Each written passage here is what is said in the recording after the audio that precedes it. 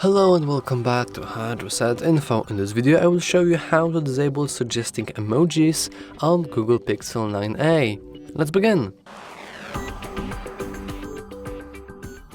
First you want to go to the settings, and in the settings scroll almost all the way down. Here you want to go to the system, then keyboard, then on-screen keyboard, and then you want to click your on-screen keyboard. For me it's the Gboard, because it's the default one on the Google Pixel phones. Here we want to head to the emojis, stickers and GIFs. And as you can see here we have suggestions while typing, show content on the suggestion strip.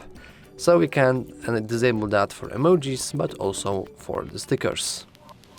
While we're here, we can also disable some other annoying options, for example the emoji kitchen, which will just throw at you some random stickers that you will never use.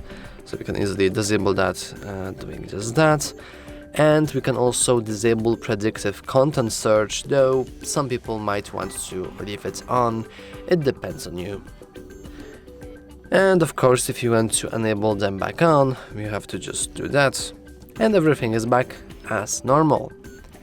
And yeah, that's all for this video. If you found it useful, please remember to like and subscribe. Thanks for watching.